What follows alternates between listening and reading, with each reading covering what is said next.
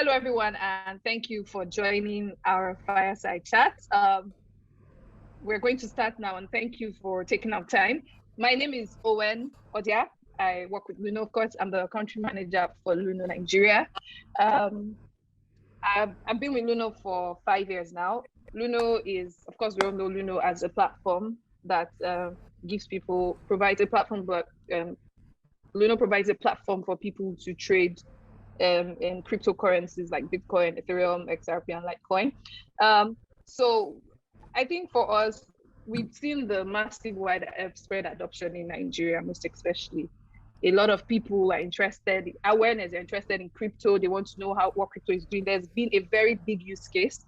Just last year, we carried out a research and just to understand why people use crypto. And it's surprising, well, not really surprising, so that people are actually using crypto from an informed perspective. They're thinking of how to use crypto, how crypto can help them secure their future. They're thinking of securing, it's more like diversifying their portfolio. When people think about fixed assets, they're thinking of crypto. They're thinking of education, securing the education for their children, for their grandchildren, for life. So it's a long-term plan for crypto. So yes, it's really interesting. And for me, I personally, when I joined Luno, I told my folks that, my parents, that, oh, okay, I'm crypto. And they were like, what's that? What's that? I said, internet. I was still trying to break it down. They found it very confusing. But over time, thanks to the massive awareness, my parents are proud to tell people, my daughter works in crypto, my siblings, my relatives, they are proud to announce that. So that's how much crypto has impacted lives, I mean, Luno, for instance, we're scaling massively in Nigeria. We're looking at creating employment. There's been various use cases of crypto in Nigeria. So with me here, I have two crypto experts. I have Olaleye, also known as Prof. He's a crypto enthusiast. And I have Rume Ophi, also known as a Cryptopreacher. I mean, on my WhatsApp, Rume is always promoting something, talking about, always on Clubhouse. That was what affected the call right now. It's always on Clubhouse, Twitter, talking about crypto. So thank you very much, Olaleye, Prof. I'm going to call you your AK name. Thank you, Prof. And thank you, Rume. Leye, please, Prof, can you turn on your video so people can see you? Thank you all for joining. The video seems to be on. Okay, it's on now. It's always been on. So we're going to kick off, right? This is going to be I promise it's going to be an interesting conversation. And please stay till the end. We are giving out free Bitcoins. There's giveaway at the end. I mean, for every webinar, we always give out free Bitcoins. So there's a giveaway at the end of the event. So I'm just going to kick off and ask my first question. People are eager. I mean, I know that Aware and Prof, Rumer, you guys have a big crypto community and they're eager to understand how you got into crypto. So my first question is for you, Prof. Do you want to maybe tell us how you got started in crypto? Oh, okay. As you want to take me back memory lane. All right, that was sometime in 2016. I just returned from the training, and a friend of mine was. I hope you can hear me clearly. Sure. All right. Yes, we can hear you. Please go on. And a friend of mine was disturbing me about what's the name now? MMM. So, because of his persistence, I became curious to know, okay, what is this MMM thing? So I went online, searched it out, and saw that, oh, okay, this looks interesting. Because I think the founder of MMM is a mathematician, and I studied mathematics in the university. So I thought, oh, okay. So I looked at the model and thought, okay, this can work. So I said, okay, I was going to try it. So I registered, and when I registered, I pitched in Naira, 25,000, I think, yeah. So while I was looking through the platform, I saw that something Bitcoin was there. And I was like, what is this Bitcoin thing?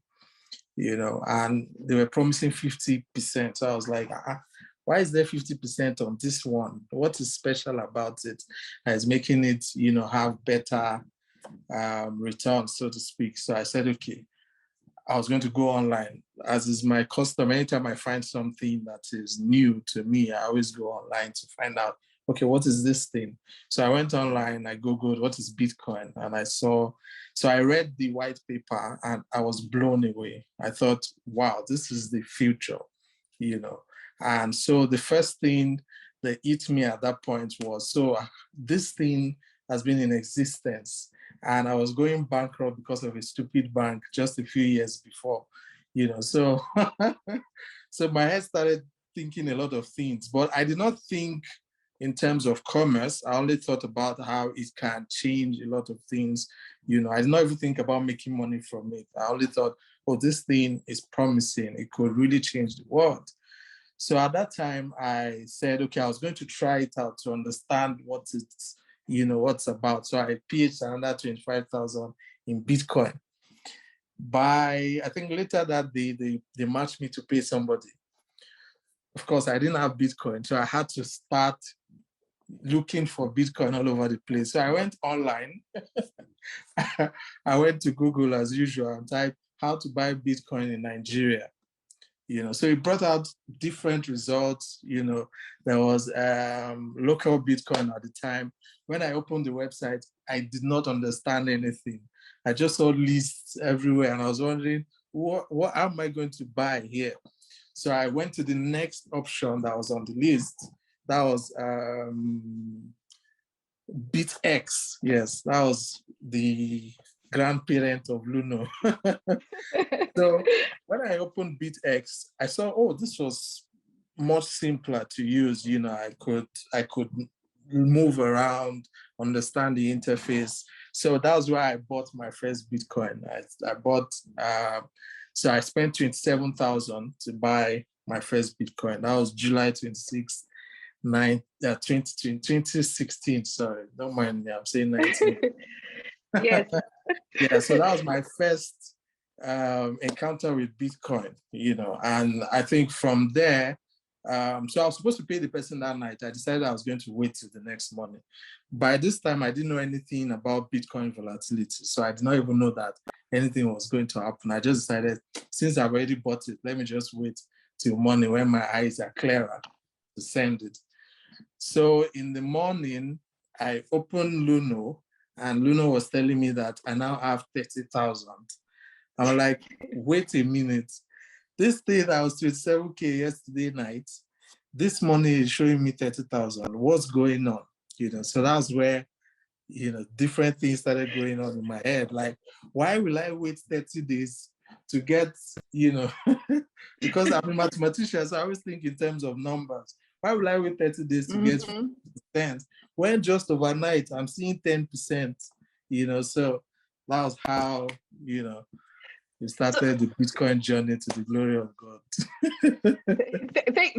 Thank you very much, Prof. I think that's what this just aligns with Luno's vision, because we know that crypto as it seems looks very technical. So opening a website and seeing numbers and then trying to make sense of everything. So our vision, basically aligns our vision, which is to make cryptocurrency easily accessible to everyone everywhere. But thank you very much. I'm happy that, the first platform, this is not you marketing Luno, but this is the first platform of BitX.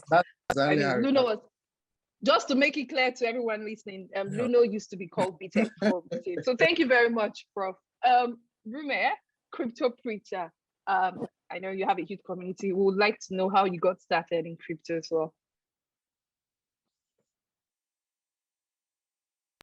All right, thank you very much.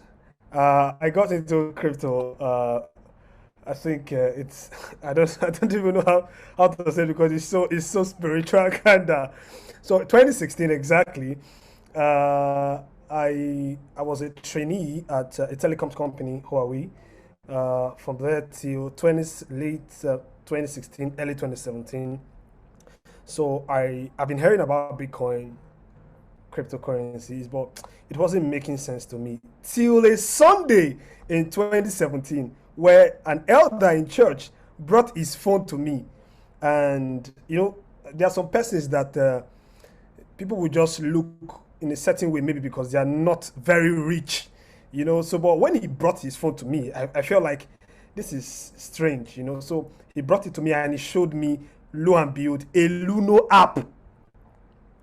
I was surprised that this. He now said something. I said, this app, he put 5,000 and it became 10,000.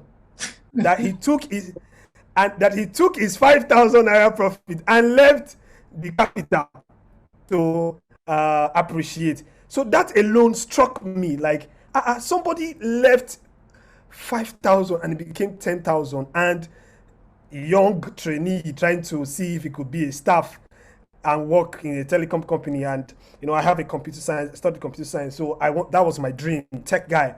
So that just changed my idea that I need to really get involved in this thing. So there was this day I was going to work.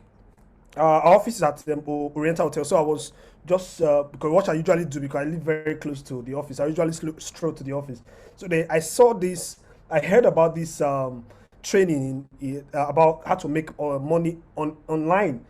So I went there in Ikeja, and they were talking about forex, but at some point the guy made mention of alternative way to make money too, and he spoke about Bitcoin, and that same logo on that app that the elder showed me showed up. So it actually made me like, man, this is something that I think I cannot let go. At that time, they said the training was about $600.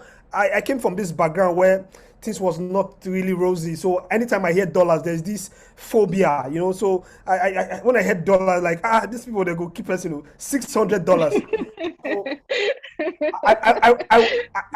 when I was going back, I told myself that if I cannot have $600, I'm going to study something. So that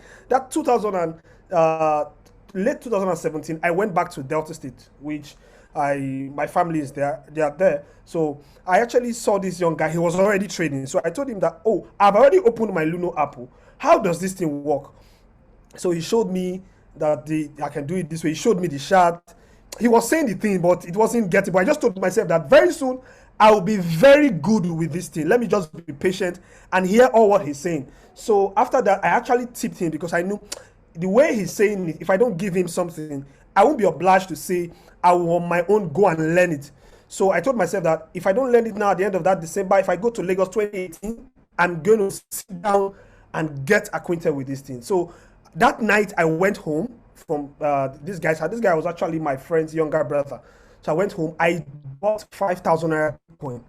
Then I observed that same 5,000 naira added to 6,000. Then went back to 4,000. Then I added another 5,000. Then I added another 5,000. Then it went back to it went higher to 11,000. So it was just going up and down, up and down. When I went to Lagos, I went to my usual work, and I was like, it seems I was always checking my phone, and my boss was not happy with me because I'm on the field trying to make sure that all of the masks were working effectively. So he was always disturbing me. So when actually I finished my trainee, they actually wanted to staff me, and in the point of becoming the staff of the company or doing ETE project Lagos Coastland, I felt like, man, there's no point doing all of this thing where my mind is already in this crypto thing. So I quit my job.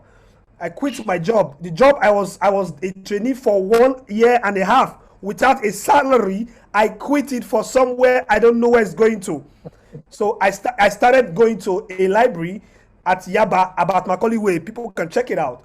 I started going there every morning to read about cryptocurrency. Right? I did that for a year. I started reading, getting books, doing a few things, but it wasn't clear.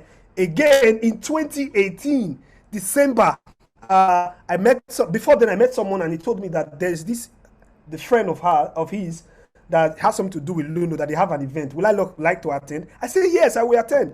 There was supposed to be a marriage of our friend. He said that we'll go. I said I will stay behind. Then I went to Radisson Blue, where I met yourself, Owen, and Awe was one of my goodness. Awe is one of my role models in this industry, and he was the first person I heard speak about trading, and I was like, oh, this is what I've been waiting for with all of these things I've been hearing and all my reading. So I took a whole 1 year to read. One of my first book was Crypto Asset by Chris Bonowski and Jack Tucker. So I read this book for 1 year back to back, read it, and it changed my orientation, and I started getting really crazy about this, and it was so interesting again that same year on the 30th of March, because I actually I'm actually good with keeping all of these memorable events. 30th of March, I traveled to Abuja because I wanted to be involved. I met this set of people again. I met you again. I met Awe. I met Lucky Wakwe again. Rume, we've long coming. I mean, it's not now. Like I feel very emotional right now. When I went there and I saw that this is the reality, and I'm in line with doing all of these things. My mind blew up that, man, this is what I want to do for life. Then I had the event again in Port Harcourt. I had to go in Port Harcourt. I fly to Port Harcourt because I started seeing money exchanging Bitcoin for Naira. So, and in a spread of 1 month and 6 months, I made my first 1 million Naira. And it was crazy for me. Like, I would die here, Thank you very much. So it was so nice. So there's a lot to talk about. There's a lot to talk about. Let me leave you for now. Thank you very much. So Timmy, I had to try to mute myself and unmute myself, but I mean, it's very, very interesting and almost emotional for me. I was chatting with my colleague. I'm like, oh my goodness, Luno, we've been around for a while. I mean, from Prof to Rumer, you guys have been together with us for a long time. So thank you very much. This just leads me to my second question, which almost related. Prof, we want to know, I know, but I know the viewers would like to know how crypto has impacted your life. Summary, because I know if we leave you and Rume, you guys can it will take the whole day to talk about it. But yes, okay, you can just tell us how crypto has impacted your life. So, like I said initially, when I stumbled on Bitcoin, I did not think it was something that could change somebody's life. Let me put it that way, But after that first night where I just saw 10% out of the blues, I started thinking maybe there's something here, So I started watching the price. Like every day every day when I wake up, I check the price of Bitcoin, because then I didn't really have much money to buy, so much. So I'll just wake up in the morning, I'll check the price, evening, I'll check the price, I'll compare to see what is going on. And I saw that on a daily basis, there is an interesting amount of, spread going on there. So that got me really interested in, trying my hands out with, and then, MMM United came around late that year. It was one of the biggest drivers of Bitcoin trade at the beginning, because that was where most of the demand was coming from, things like Zafond. So I think most of us, our introduction to cryptocurrency was from the Ponzi world, Many of us got introduced to through that, So when I started fully, I think I started trading fully around October of that year. And, I remember after I'd watched for like 3 months, and, some days I'll buy with my small 20K, small 50K, I was just looking at, doing that consistently. And then by the 3rd month, I felt very confident that this thing can make money. So I went to my junior sister who was studying abroad and had not paid her school fees at the time. I said, look, just give me your school fees. Oh my goodness. Wow. So I took her school fees. I went to a friend of mine who was going to get married in 2 weeks. I said, give me just give me 200K. Yeah, I said, give me 200K. It was like, this is this wedding money. If anything happen, wedding don't cast. I said, don't worry. I promise that you will get your money back and so interest. And I had a 3rd friend who was, I think was planning to do fish pond. So I said, give me the money. Fish pond cannot give you what I can give you. So don't try it at home. It's just, I wanted to put that out there. A disclaimer, please not invest in life saving. But it's because I had already been practicing with what I had at that time, the little that I had. So I had gained confidence to launch out at a bigger level. So I took those monies and I, started trading. At that time, I started making like, I think 40K every day.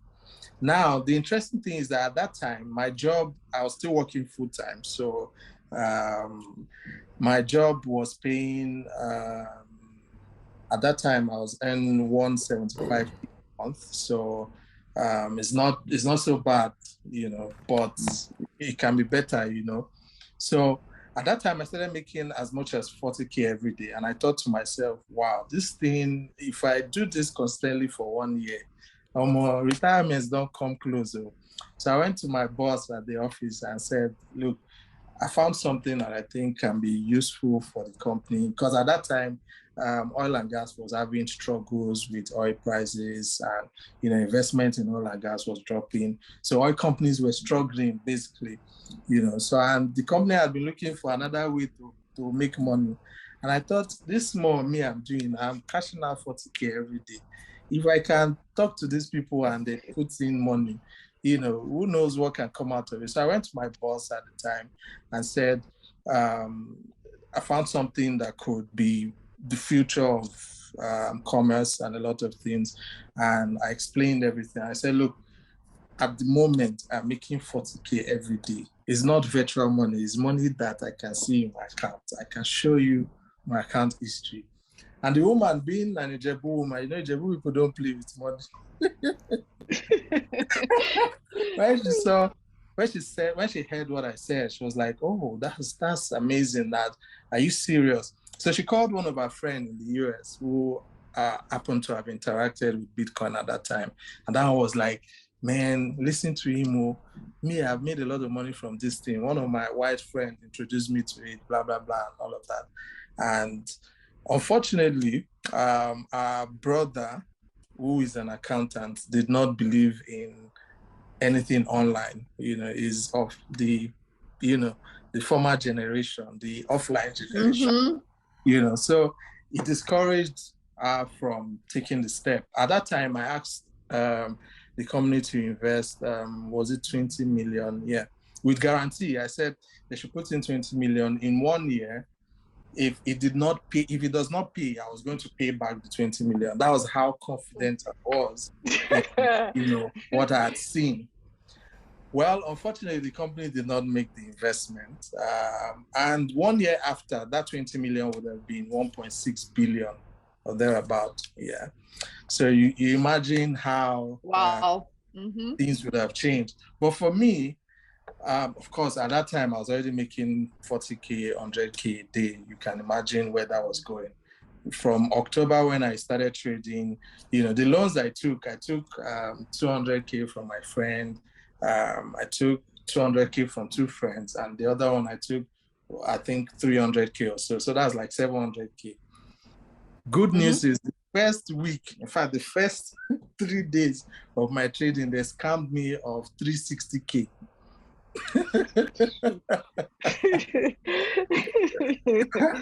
So that was the first setback. It was on Naira Land. I'll never forget. And the scammer was very, very kind. He was saying that I should pay only half first, so that when he has sent the Bitcoin, I would send the remaining half. But the price was too good to be true. So I said, don't worry, I'll pay all at once. So when I paid everything, I saw that I was not seeing the guy's picture again. Message was not delivered. What's going on? The guy has blocked me. Short story long, it was going to involve police, and somebody just told me that I should leave that and focus on what I'm doing. That if I was making 40K every day, it's only a matter of time before I make that back, and so I focused on that. And I can tell you that that journey has brought me a lot of good things, even though the last 1 year crypto won't kill us, but thank God. So you can say that again, Prof. I mean, I'm just barely looking at the chat. I can see a lot of people that are like, wow, how did you do it? Did you go through trading? I think it's interesting. So thank you very much. I mean, it's clear that crypto has obviously impacted your life in great ways, Oh, yeah. Rume, Cryptopreacher, I'm also keen to understand how crypto has impacted your life. I know you're very passionate about it. So yes, please let the audience know. I know when people like Prof speak about trading, some of us we don't want to say much. So I'm more of a researcher kind of person. I like adoption, teaching, and all. So how crypto changed my life was Uh, when I started doing the trading thing once in a while, the fact that I was focused in the educational part, it was more like a double stream of income because I saw this early as a career for me. I saw it more like a career. There are going to be a lot of things that will come up. For no reason, I don't know how that came up from. So even with the fact that I was talking about crypto, and I was telling people that I can change their crypto for naira, and I was doing that. They started believing in me, giving me 20K. Even if the fact that I don't have such amount of money, I will go to the guys that have bulk funds. Then they will flip it. Then I will get 3, 4, 5 naira spread. All of that. So that was actually funding my lifestyle, and the fact that I was building a career on it, taking courses online, doing trainings with people outside the country. So it dawned on me that I needed to do something extraordinary. But in doing all of this, there are some setback that came in, but I didn't relent. So for example, one time there's a story I need to really share. A client gave me $8,000 worth of transaction because of the fact that I had a multiple wallet address. I want people to learn from this. I sent it to a wrong address.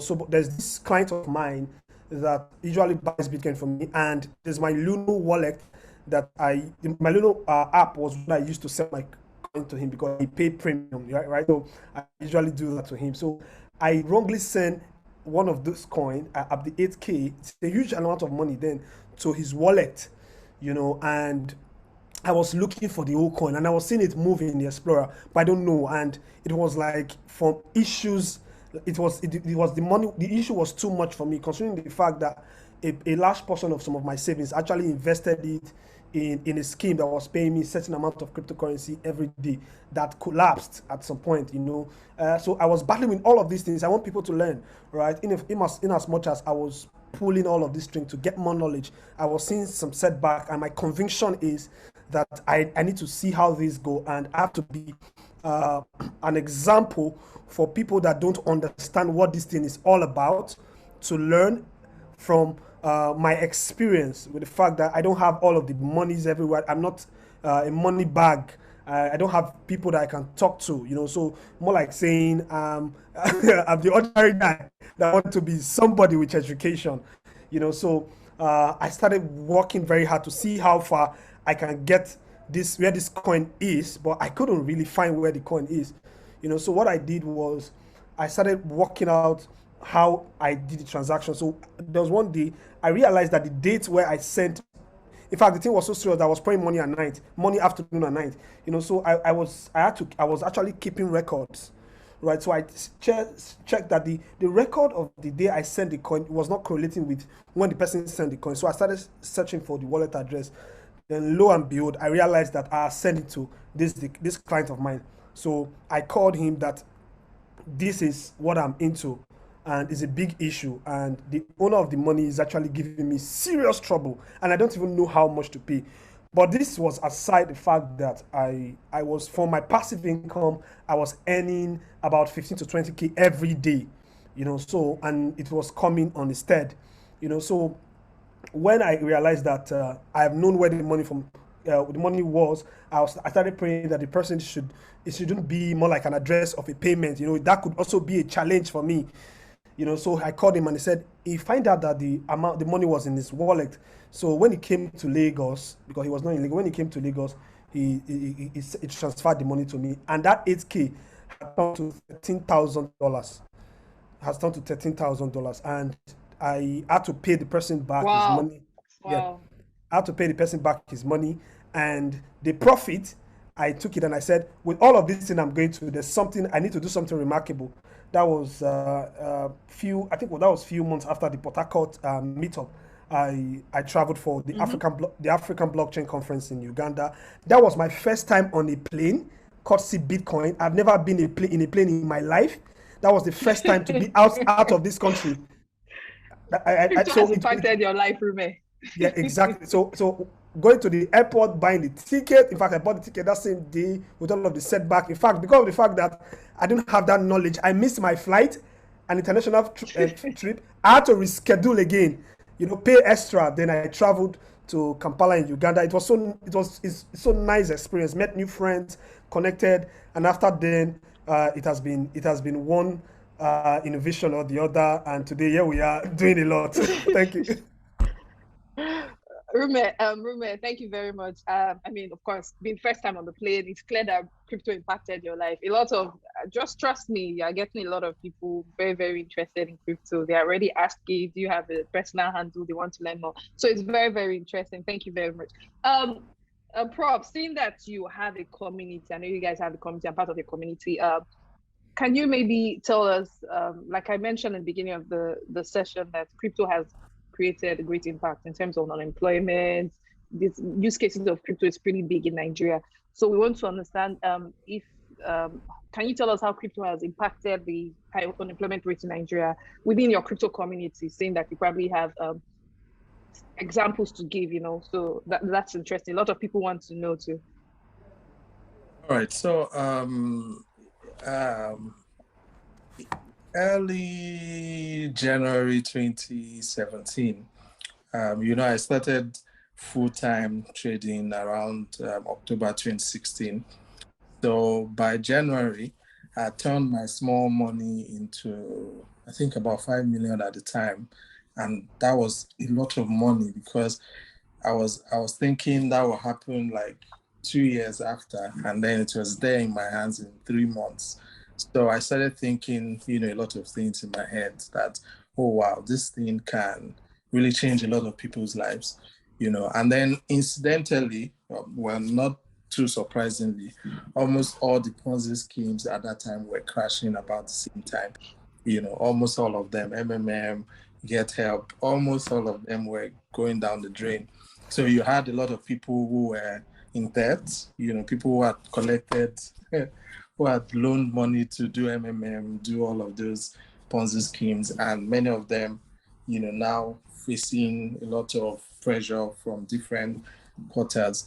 And here I was, because of how I was a bit knowledgeable about buying and selling Bitcoin. So I had been making money aside from MMM. In fact, most of the money I made during that period, I made very little money from MMM. In fact, the only money I was making from MMM was to pay my DSTV bill at that time. So to tell you how how not so exposed I was to MMM at that time, I was more interested in the selling and buying of Bitcoin. So at that time, it occurred to me that if I shared this knowledge that I have with people, probably it could help them recover from some of those losses that, those Ponzi schemes had, meted out to most of them. I escaped that because I was expecting MMM to crash in December anyway. So I wasn't, in fact, I had no money in MMM at that time.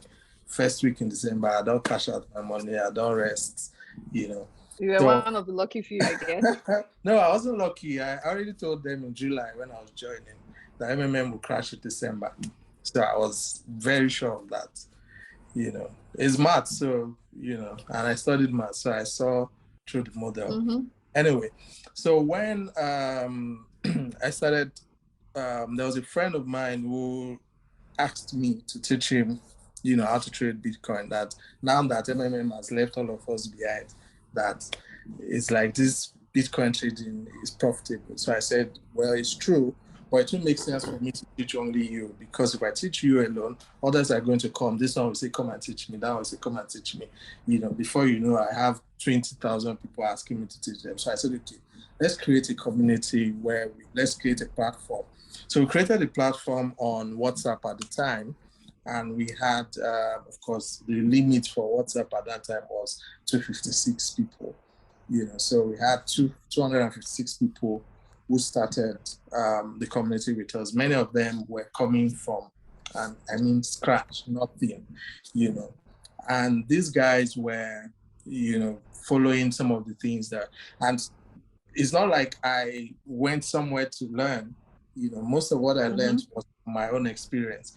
In fact, one of the drivers of creating that community was an event that happened to me just shortly after my most profitable day at that time.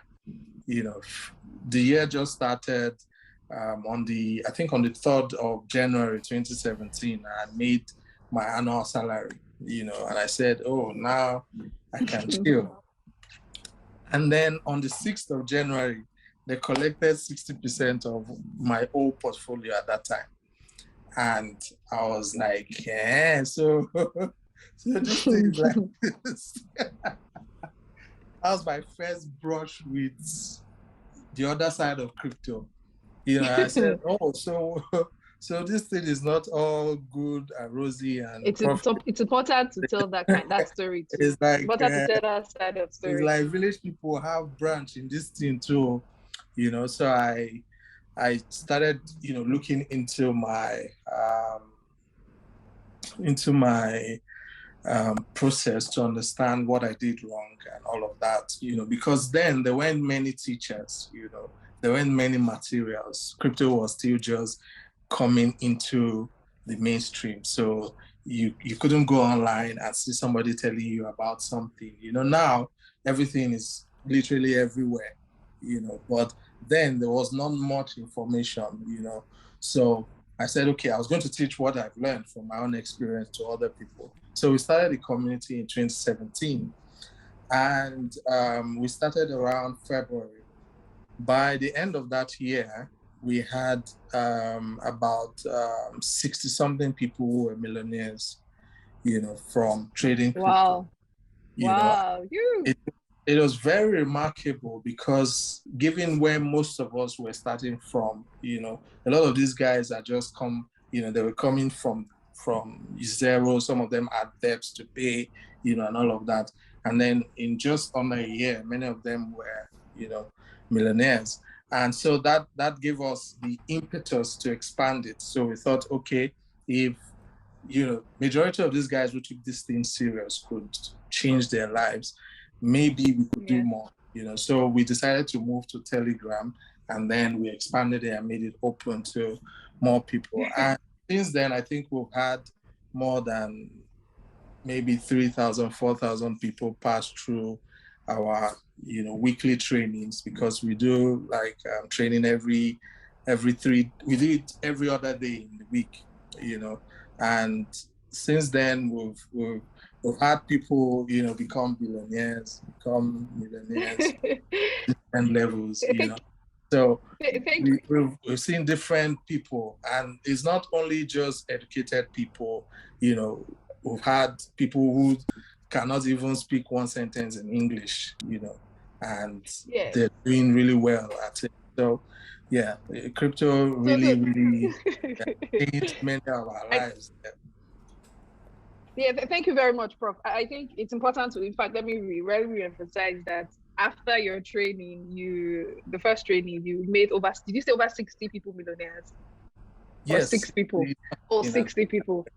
Oh, wow, that's amazing. And I think this just brings me back to the very first time I spoke with you. You probably do not remember. I mean, when I joined Luno, I was looking at my high customers. I'm like, okay, who is this? I reached out to you at first. I mean, if someone calls you, you definitely want to know who the person is. How the person got your number.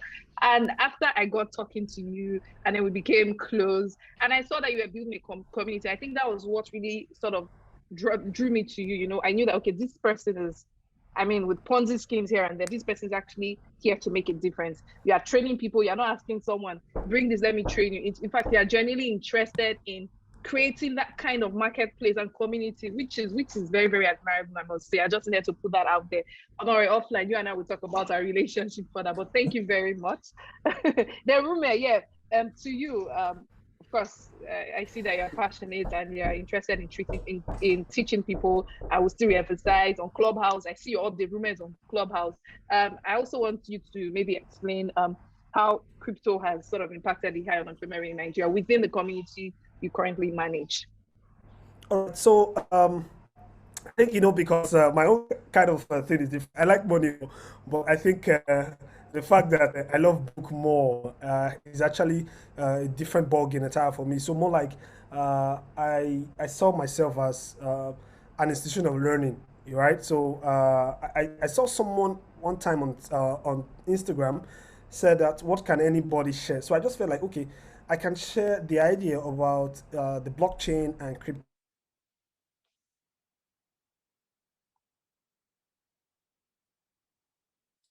Is that network? On the platform, right? So Okay. yeah, Sorry, So Cryptopreacher. Rume, we lost you a bit for a second. all right. Continue now. I'll come back in. So what happened was, someone put a post on Instagram, how people can share knowledge, right? So, or what they like to give for free.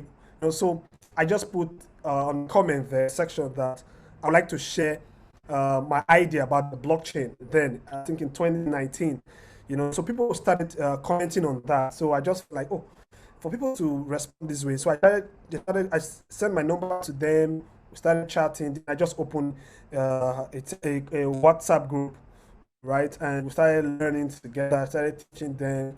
They started making a few bucks from me.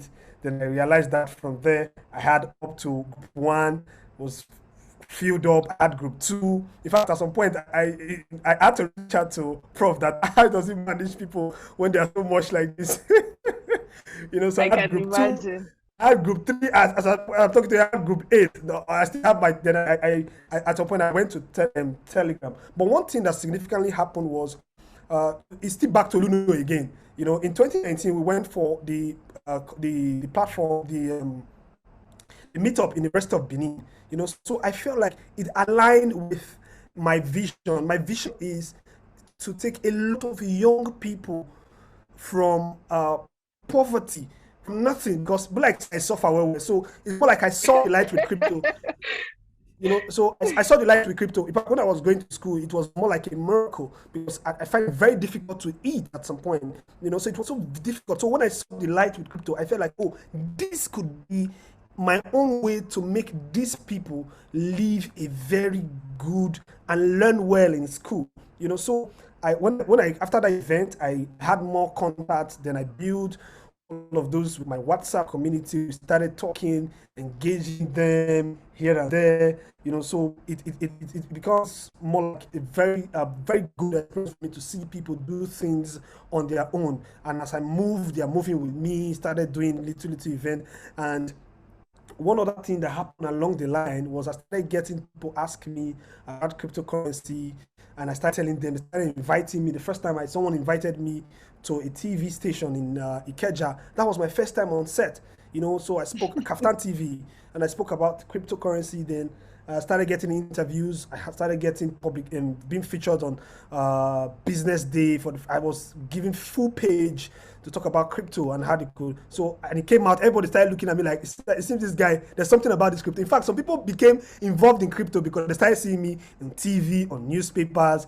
And I started getting really excited that, oh, I'm influencing people positively, so it makes a lot of sense for me. Then I started pushing. If I get some funds, I will go and tell them that I want to say something. Then I will be granted audience. Then they'll put it up there. People started getting involved. People started calling me that they heard about me and what I said about crypto as not being just trading, also as a career. They started getting me involved, and I told them to do this. You can get a career like writing. I got a consultancy course with someone I've been referred to in the US, a white guy. I started writing. I started getting paid $10-15 per article. I started doing crypto shirt. I started doing this hat is made by me, this Bitcoin hat. So I started seeing all of the possibilities coming out from crypto aside just trading. So I agree. So it made a lot of sense to me that, man, this is the way to go. And we're still pushing, and it became a full-blown thing. Then we went to Ikeja for Computer Village. That just see the whole thing again. I know, Rume. I know. I think... See the whole thing. And then something happened significantly that actually got me really surprised. Somebody referred me again to Rave TV where I spoke. Then I started chatting someone up, right, in the US, and we're talking. Then someone else actually chatted me up on Twitter. That is actually how I started analyzing crypto on Channels TV now as a digital market analyst. Thank you very much. I think I want to mention here that we are proud to be part of this journey, and we also are happy that we are aligned with the same vision with you and with Prof, which is giving people access to crypto, everyone, everywhere. And this is not just crypto. I think technology is evolving. It goes beyond blockchain as a whole, both use cases. I mean, it's massive. And I'm happy that you and Prof are looking at how to empower these youths. It is very important. I mean, let me use my pidgin English. Things are red in Nigeria, So it's important that people look for ways to make money work for them, look for ways to take advantage of this new technology. So thank you very much. And it's emotional for me again. I'm happy that Luno was part of this journey. Thank you very much. I know this chat is supposed to be for an hour. We might have to extend it for another 20 minutes because I know a lot of people are interested. There are a lot of questions to ask and answer. We'll definitely continue this session another time. But for now, we're still going to continue. So please stay on the call. And like I mentioned, there's a giveaway at the end of the talk. So my second to last question, hopefully, is Prof.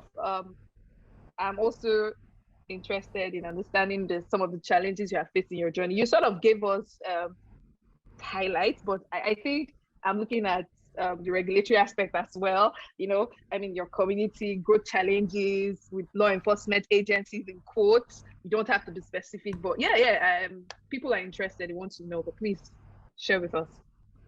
Okay, so I think the major problem that especially we that were fully into trading crypto, the world has evolved from what it used to be.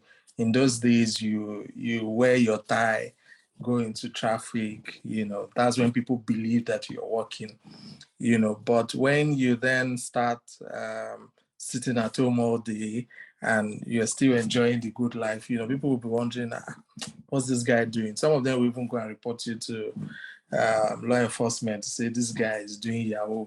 He doesn't leave his house, but he drives the best cars, there has to be.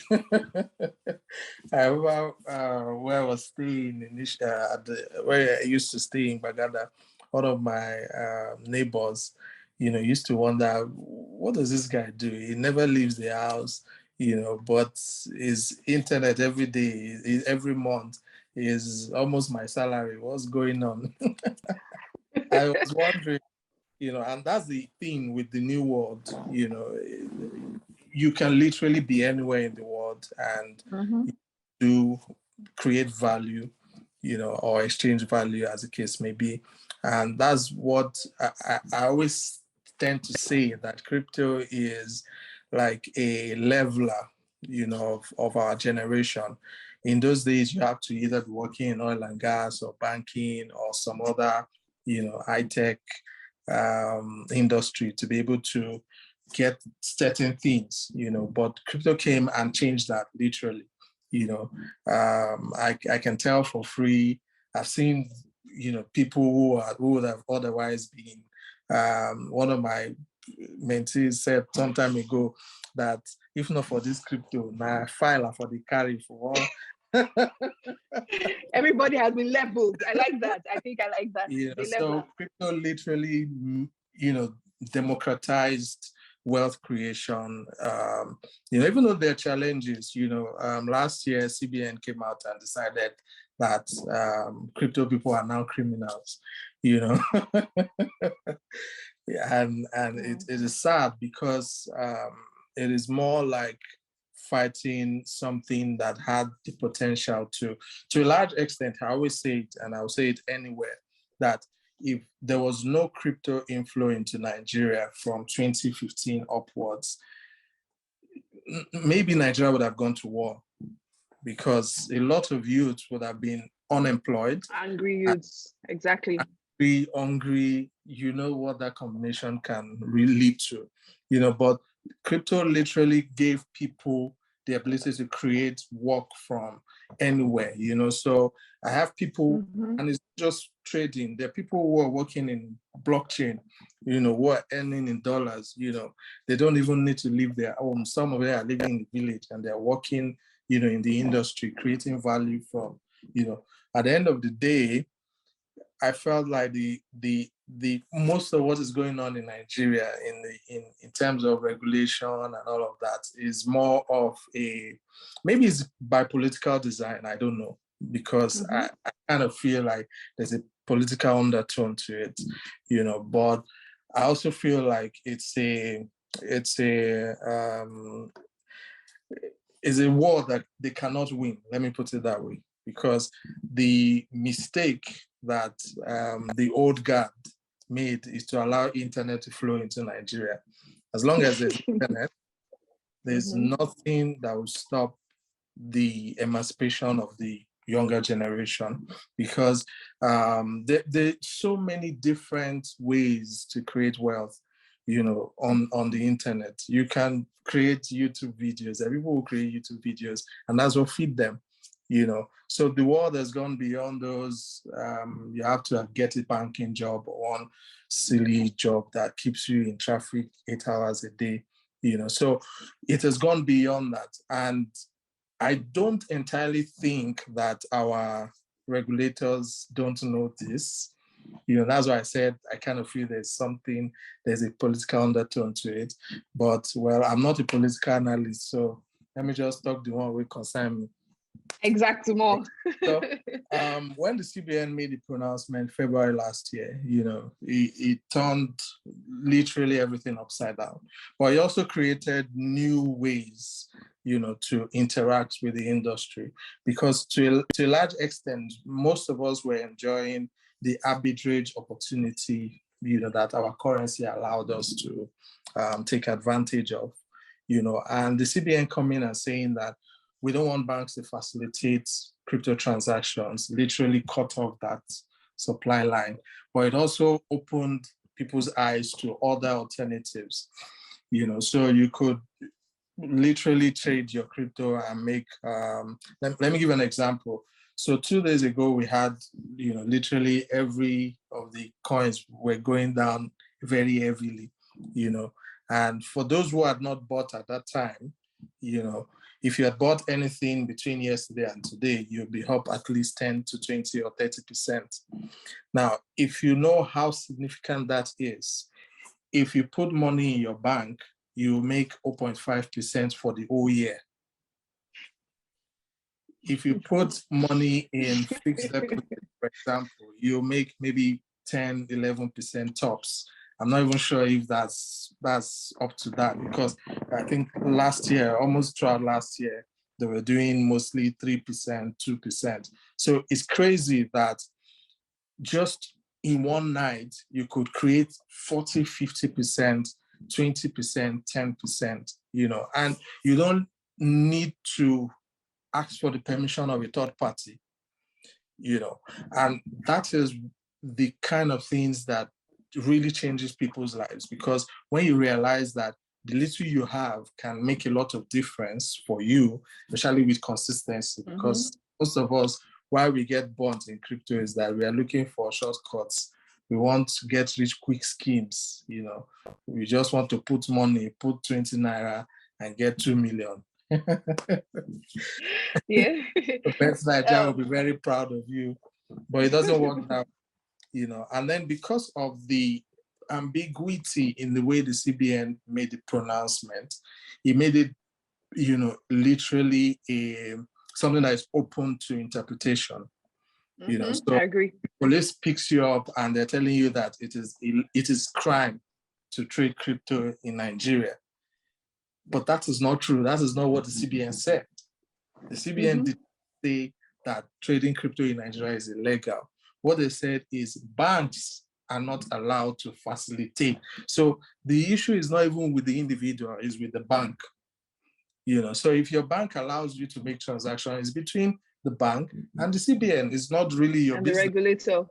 You know, exactly. So if your bank decides, okay, you are putting us at risk, we want to close your account, that's between you and the bank, not between you and law enforcement. You know, so, but because of the way the CBN put it there, it made it easy for, you know, misinterpretation. And, you know, well, I gave up in trying to explain, because since that pronouncement, I've been to EFCC, I've been to police, I've been to, you know, almost all the different law enforcement, you know, and it's the same explanation every single day. You're trying to explain and explain and explain. And interestingly, many of these people have even been interacting with crypto. Some of them even crypto assets. In fact, when I was at EFC, almost all of them knew about Luno.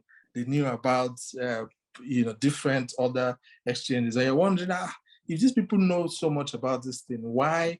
But because there's a lot of, there's that knowledge gap, which is some of the things I feel like exchanges should, really pay attention to, because if there are a lot of sensitization programs to help them understand what it is and what it's not, because many a times they have people who also, of course, in every industry, there are always bad actors.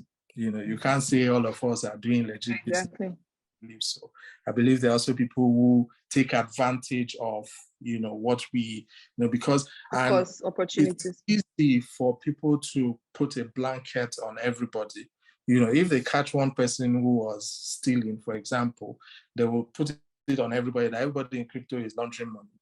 Yeah, and that was one of the CBN gave for the pronouncement that they made, which for me, even though it did not come as a surprise, because just a few months before, I told a few students of mine that I expected that to happen, and when it happened, they were like, how did you know? Did you sit with the CBN governor to to know? But it was coming, but I felt there was a different way they should have gone about it, which is what we've always talked about, that, of course, brought in the stakeholders, the exchanges, because if most of the flow goes through the exchanges, the CBN literally can know what is going on. You can literally see. You can have control, actually. You can have more control. You can have more supervisory, powers to make adjustments, to make, but like we all know, Nigeria is an anyhow place, so. So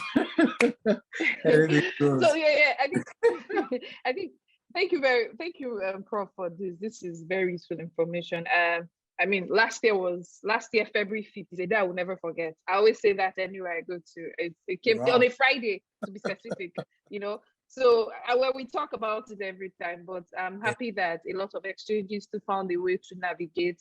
And I think for Luno, we are focused on education because we want people to come into crypto from and informed. That's why we pride ourselves in ensuring that we have the resource. The good thing is that everyone has access to internet.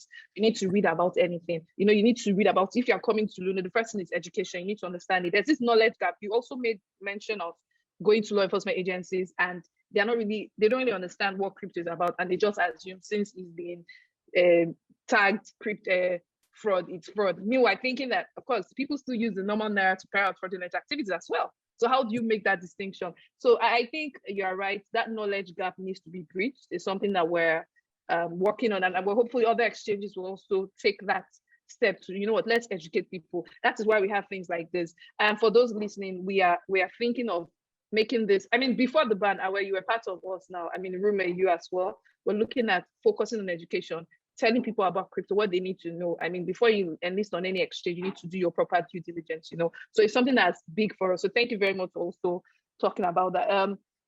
Guys, no, in fact, I'm seeing chat like continue.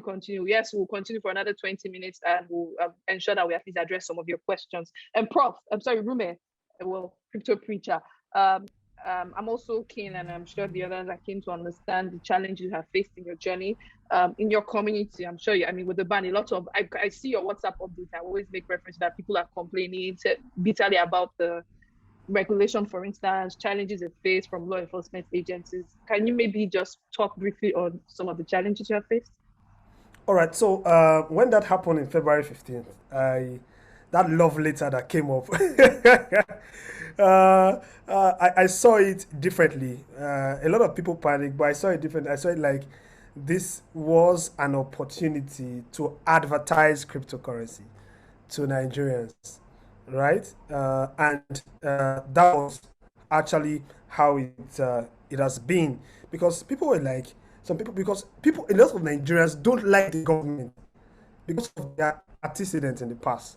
Not everyone in government is bad anyway, because of policies that are most times anti-people. I have more opportunity to interact with people abroad, and I see what policies are. I actually get more involved in it. In fact, at some point before the ban, I think SEC one of the representatives of SEC actually had a meeting with some of us where we had what they call, and we're talking about how crypto is being done in more senior clients and how they could come up. In fact, the idea was we should draft out our own regulation side by side, how it should be, then give to them. But unfortunately, the big boss, CBN, which automatically became from nowhere a lawmaking body, gave a blanket ban.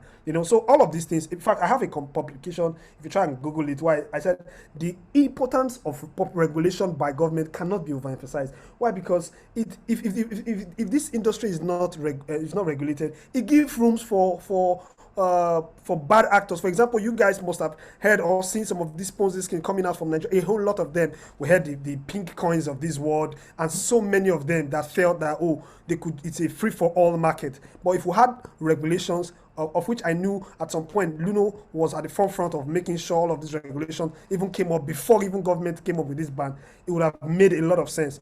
Then towards that COVID point time, 2020 was more for me. The lockdown was a blessing in disguise.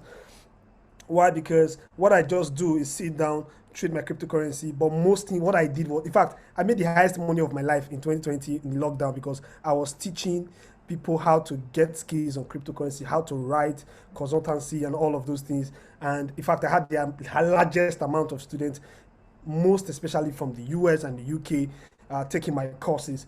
So it made me to understand that you can be in Nigeria and become a global citizen. And considering the fact that by the end of this year, NBS, which is the Nigerian Bureau of Statistics, is saying that about 95 million people are going to be poor, it is a clarion call again for Nigerian youth to understand that, see, if you wait for government and jobs, you're on your own. As in, you're on your own. Just know that there are more opportunities in this industry than you even imagine. Interacting with some of these guys, I've been able to know that apart from just trading, you could build blockchain applications and come up and do a lot of things. Blockchain devs, some of them that I know, even in Nigeria, earn as high as $20,000 annually. But people just think that when you are in Nigeria, you can be in Nigeria and traveling abroad will be unattractive to you because of this industry. And it's a game changer for me. And CBN, at some point, I was thinking that they don't understand what they were doing. But I later found out that it was a deliberate attempt. But the challenge that the lawmakers had was that the lawmakers do not understand what this industry is all about. They don't understand in its entirety that this is an industry that can bring a lot of foreign exchange to our economy and employ a lot of people, which I say is a knowledge gap. I had at some point get involved with some of these senators in government. In fact, the deputy senate president, I had the opportunity to meet the senior special advisor, and some of these things were looking bizarre to these people, and we all try our best to see how far we can educate them more and more. And one of the great things, like I said, about being global citizen, even with the fact that there's this ban in cryptocurrency, transactions are still going on because the Bitcoin system, it's a peer-to-peer. You send me Bitcoin, I give you Naira, nobody knows what's going on, so it's more like the government thinking that they are restricting people, whereas they are creating other ways where people can do transaction. So again, people can create products that service the world with the fact that the internet is here and the blockchain is here. I think earlier this year, I float a business in Washington, D.C., which I have not practically been in the U.S. before. It's called Think Crypto. It's an educational platform in the U.S. We did one of our events last 2 weeks in Washington, D.C.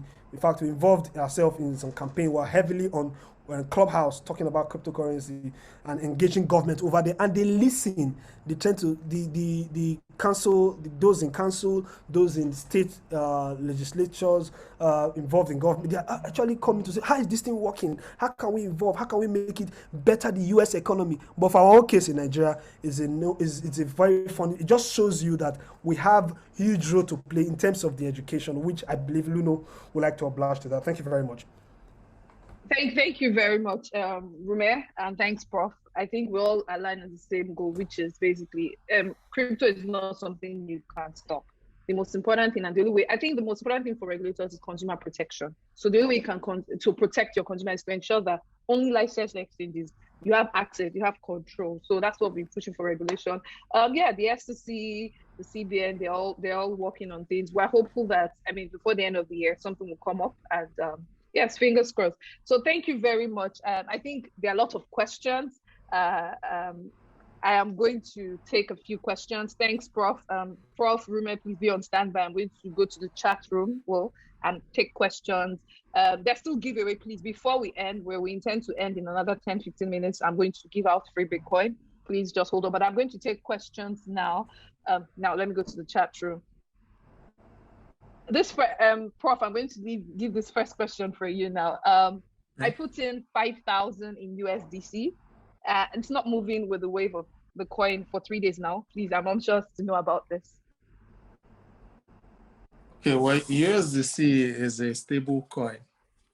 In other words, it's more like putting your money in Naira, but let's say putting your money in dollars, because USDC is a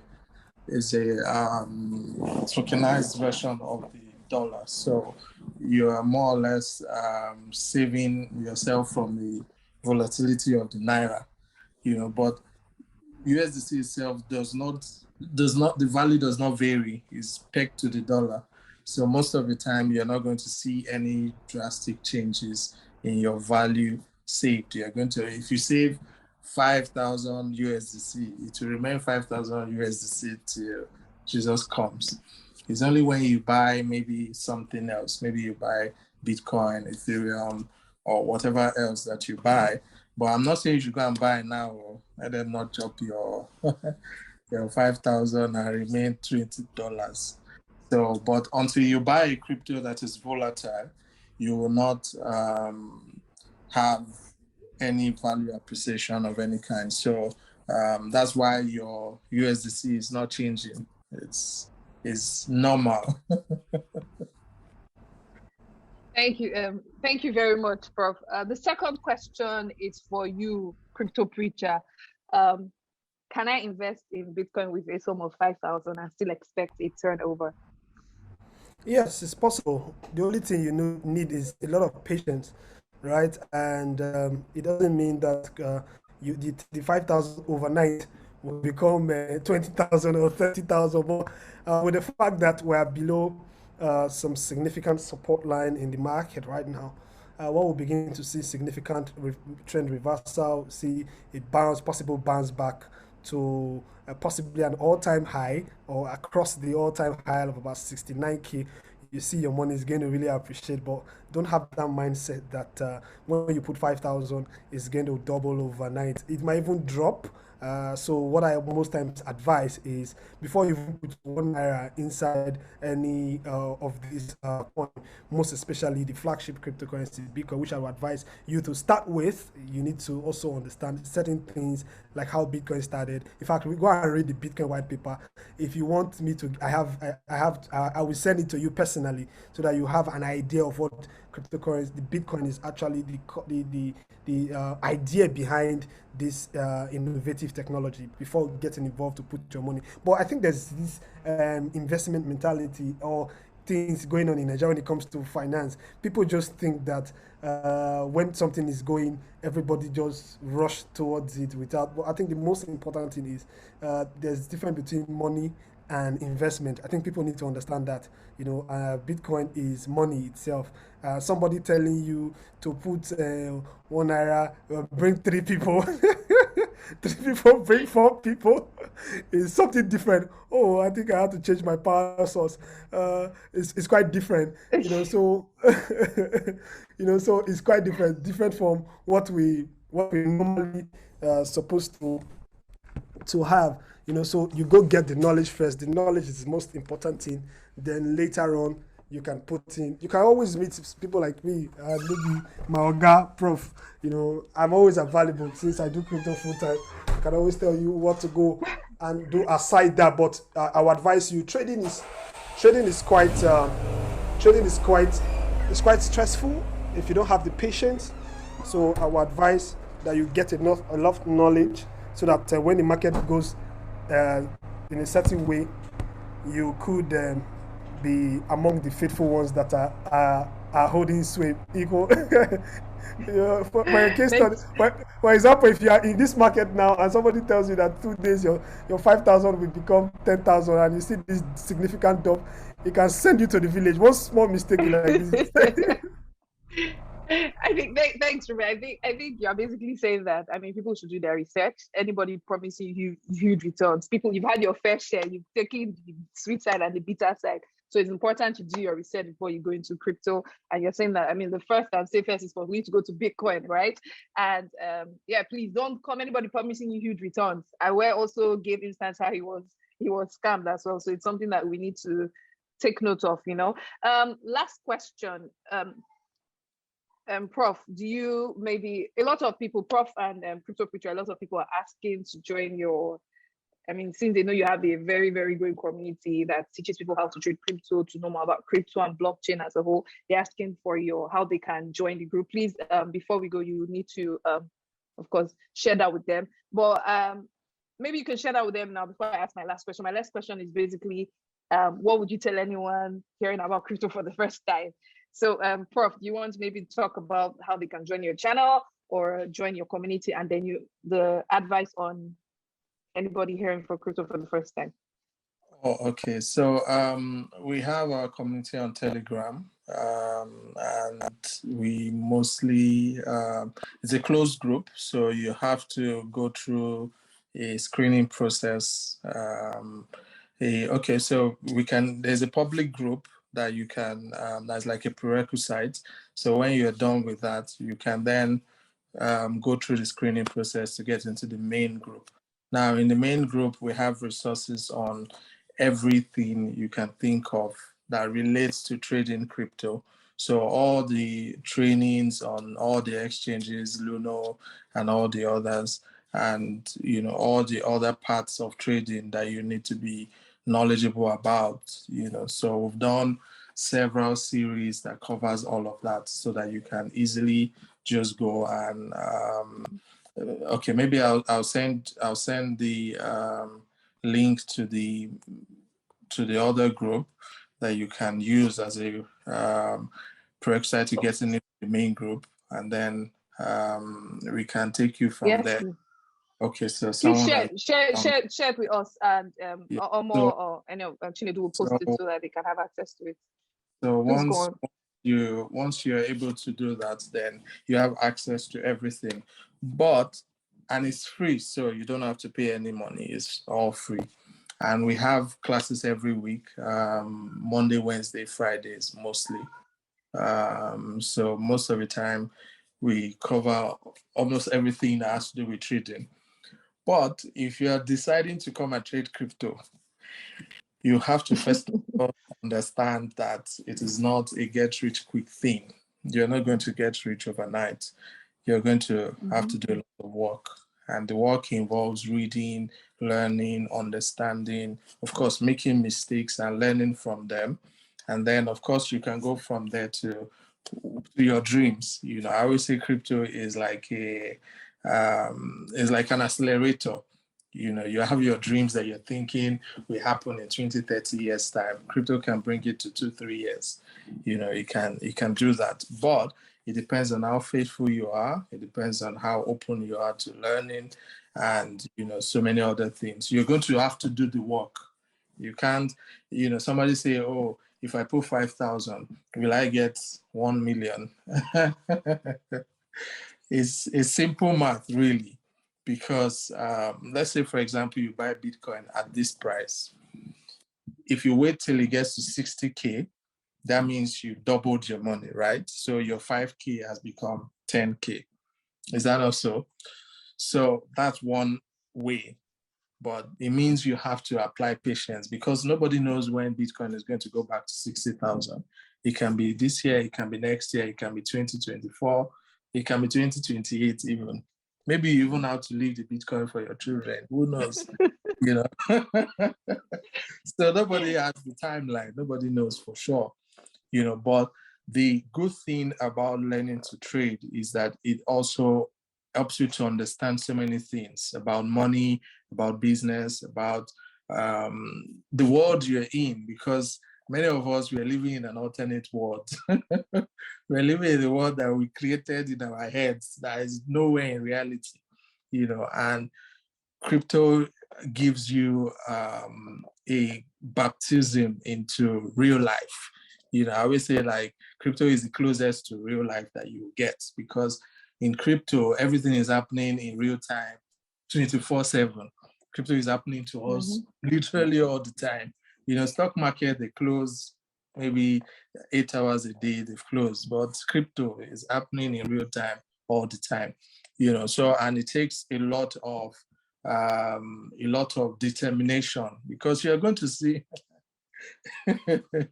yeah, I'm laughing because you're going to see things that if your liver never strong well, I'm sure some there was one person who bought a coin, he bought the coin with $2.8 million. $2.8 million just a few days ago.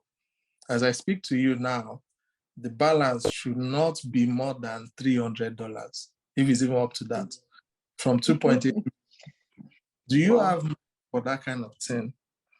Because it's not only all those things that you're seeing online that people are telling you, oh, I entered crypto in 6 months, I'm a millionaire.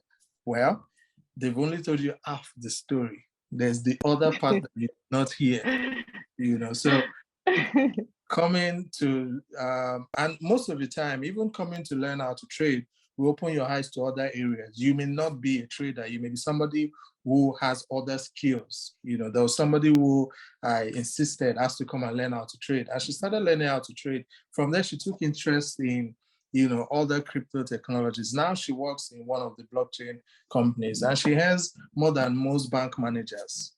In fact, multiples of that, and most of the things she does are things that anybody can do if you have small knowledge and you can write very well, So those are some of the things those are some of the opportunities that are out there in the open that you can take advantage of.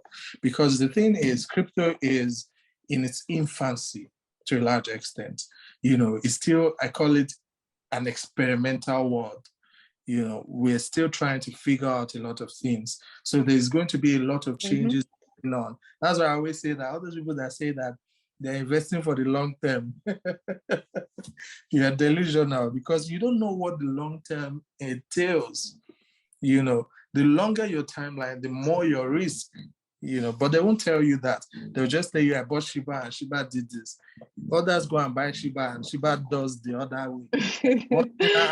What's going on? Every time I buy Shiba, Shiba does do me well. It's because your timeline is wrong, So that's why you have to understand what you're doing. And I always believe people who have not so much resources cannot be investors. Because if you put 5,000 in something that does times 10, that's just 50,000. It's not going to change your life drastically, right? But those who learn trade, they get to engage compounding interest. So like me, I started trading crypto with 27,000 before I went and launched out bigly, and I turned that into a lot of money that I cannot even mention, for security reasons. But the point is that you have to go through a lot of process, and it's not just the wins. Or if I mention some of my losses, some of you will be off your phone in fear, because you will not believe that somebody can lose that amount of money and still be smiling on camera. But it is what it is. Crypto gives and crypto takes. Thank you very much, Prof. Sorry, in closing, you cannot just focus on the gains or the potential gains. You focus on yourself becoming a better person, and of course, bettering your life as a result of all the things that you learn and apply to, your learning as well. Thank you very much, Prof. There's another question for you, but let me just move to Rume, Cryptopreacher. So a lot of people are also eager to learn about your community, so they would want you to share how they can join your community.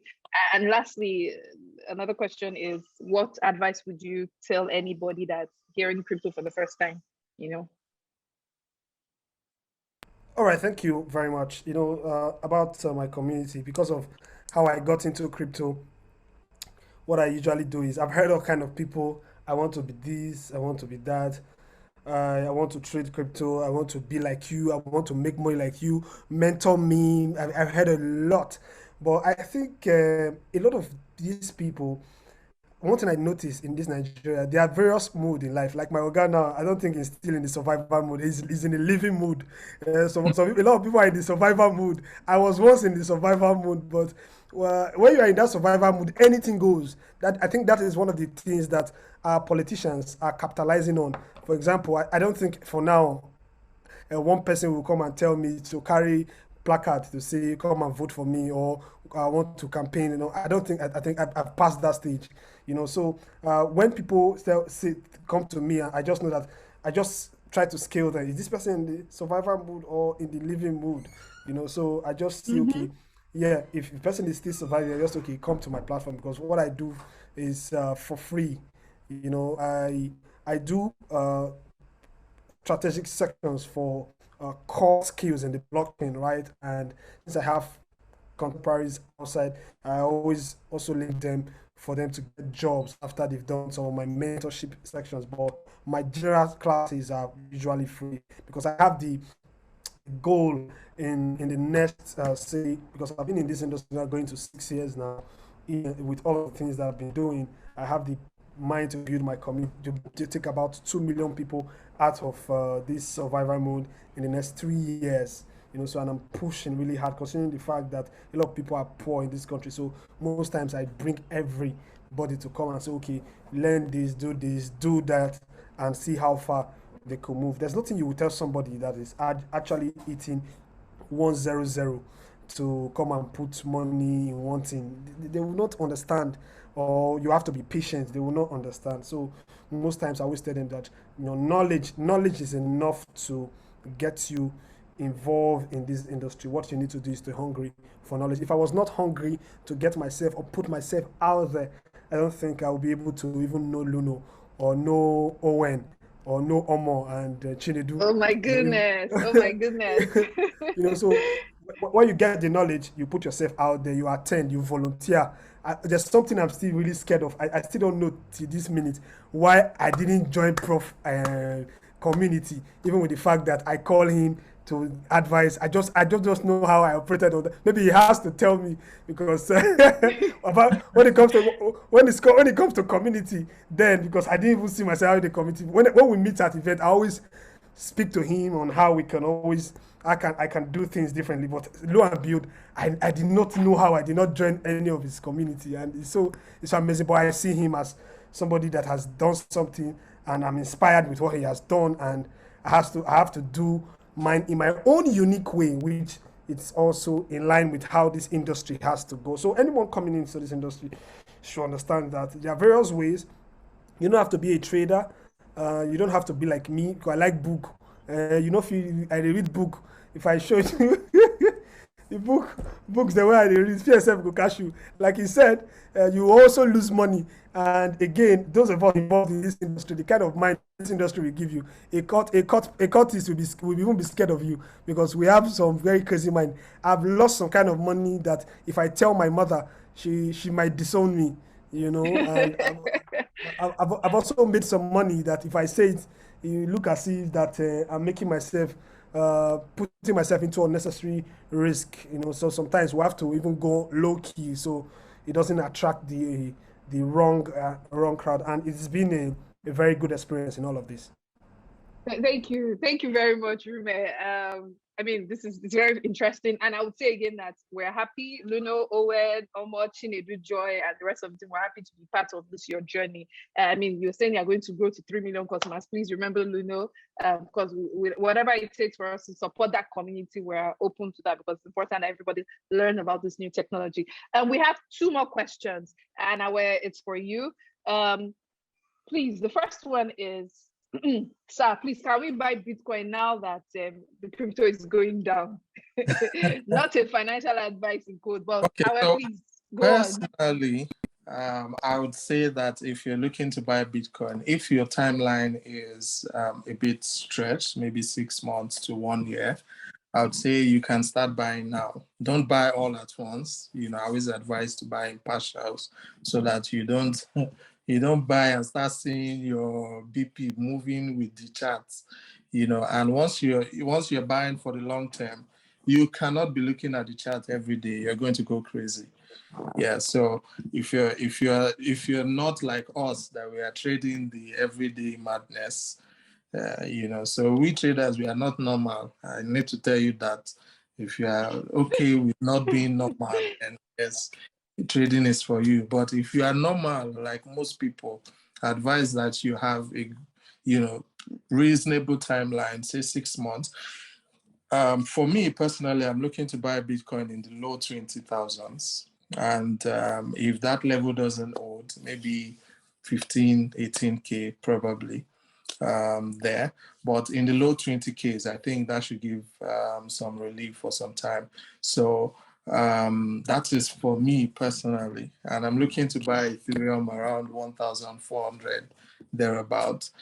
So you can do the math, you can convert to Naira, from there. But I can say that for now, I am not very bullish because of some of the events of the past few days.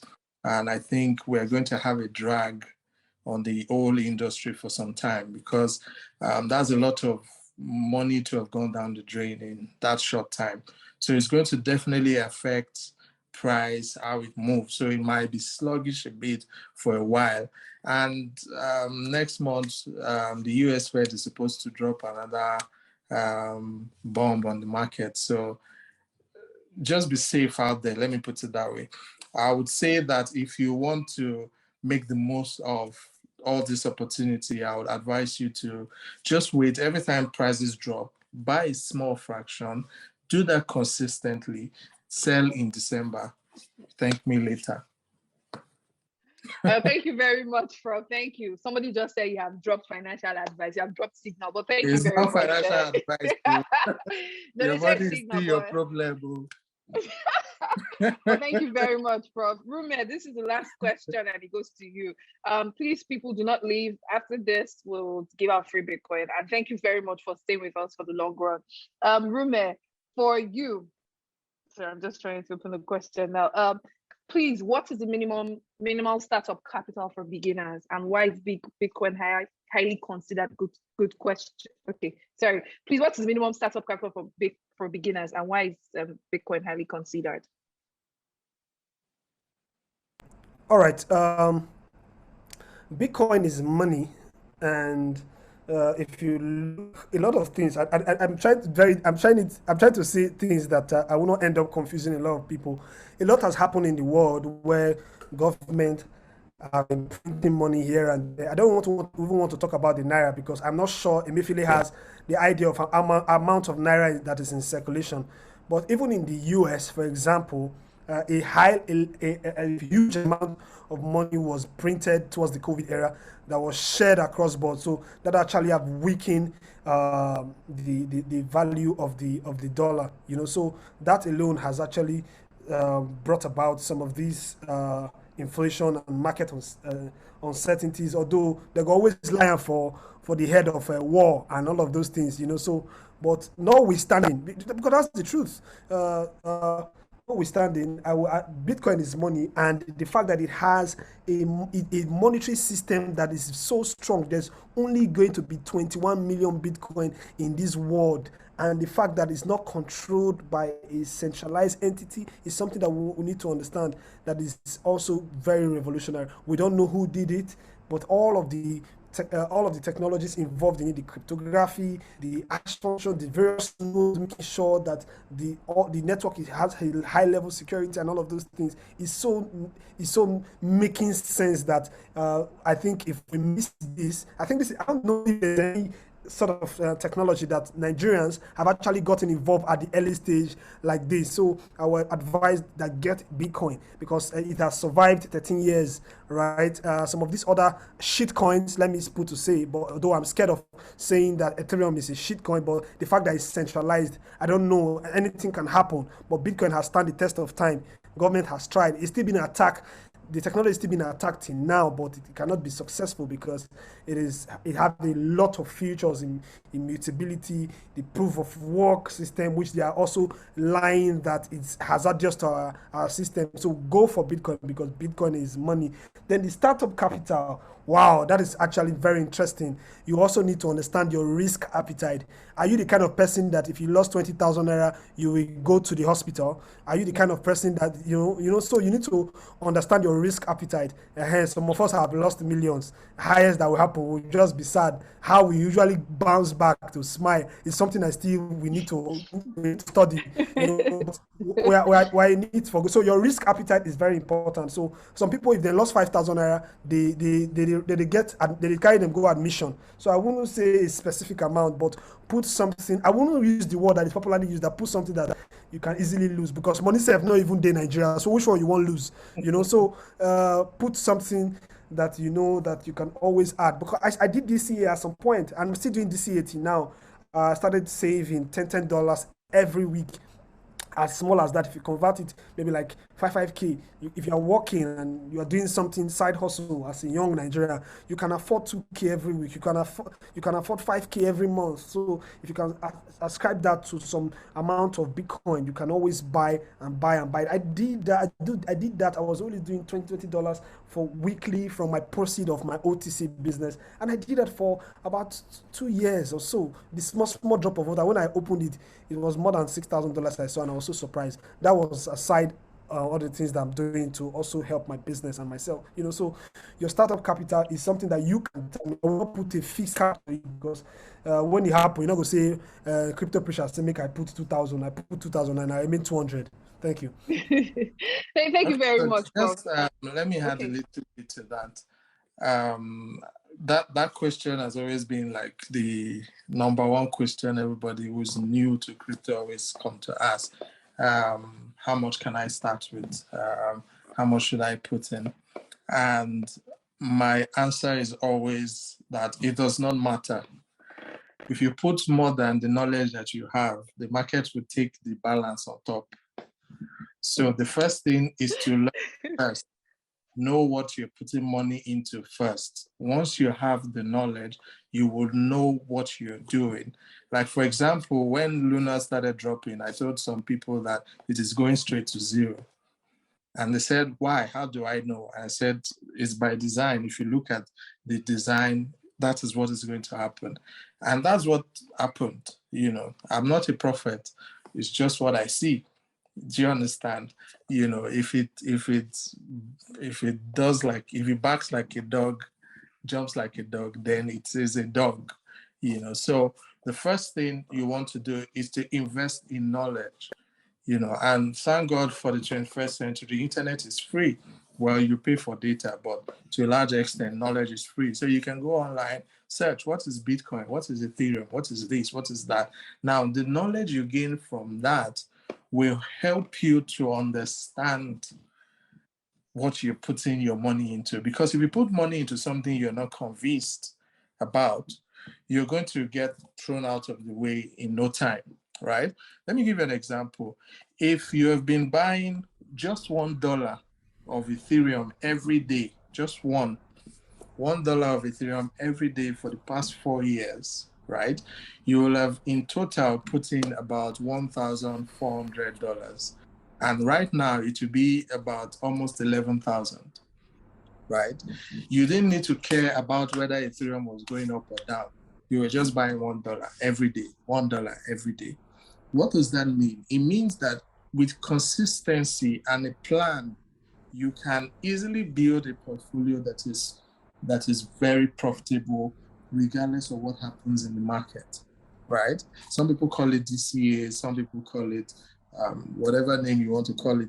The point is that if you have, for example, what I told somebody who, one of the traders, I told him every day when you make profit, take a percentage of it and buy XRP. That was 2 years ago. I told him buy XRP. Now, at that time, XRP was having the issues with the SEC, so price had dropped. Now, if he had listened to me, and if he was buying, say, 500 Naira XRP every day, right? By the time XRP did its run, it would have made, I think, almost 10 million or so. Unfortunately, the guy did not listen. He did not take the action. And later he started regretting. So the point is, we are not all going to be successful at trading. That's number one thing you have to understand. Number two is that my timeline may not be your timeline. So my entry may be your exit. Do you get my point? If you are buying, you may be buying my bags. Do you get my point? So you have to know what you are buying into in the first place. And like I said, it's not a get rich quick thing. So it's not a matter of if I put 1 million, will he give me 5 million? There's no guarantee. You can put 1 million and it goes to zero. You know, I told you of someone who bought 2.8 million. This happened just a few days ago, just this week, not even long time ago, it's just this week. $2.8 million, not naira, $2.8 million to $30. If you are the one, will you still be alive? The guy is still even alive, he's still chatting, he's still playing. If you are the one, can you still breathe? Or your heart will be beating under your leg? You know, so those are the things you have to understand before you put money in anything, right? And forget all those stories you hear. Oh, Shiba did this, Shiba did that. Those are luck. They're mostly people who got lucky. They did not buy and know that it was going to do that. They just bought with an amount they could forget, right? So if you want to say, okay, I remember when I started trading, after a while, I said to myself that I wanted to accumulate 1 million plus XRP. Then XRP was several cents. It was not even registering on the radar then, you know. So every small money I make, I'll buy. Can you imagine how much that made for me when XRP went, you know? Do you understand? And that's how you do it. So you don't just wake up and say, oh, I want to put 5,000 into Bitcoin. You can put 5,000 and wake up the next day and be seeing 2,000 and be wondering, is this still not scam? You know, because that's the way. And if I say that everybody that buys Bitcoin, it tends to drop after you buy. Am I lying? Every time you buy, it's like you go the other way. I'm wondering, why are these people watching me? They're trying to jinx it for you. I mean, so that's why it's very important to acquire the knowledge first, then have a plan, right? So, for example, I told my people that this year I want to reduce my trading to a large extent and play more on the, you know, higher time frames. Well, I cannot say I've been faithful to that to a large extent because, you know, once you're a trader, you always think like a trader.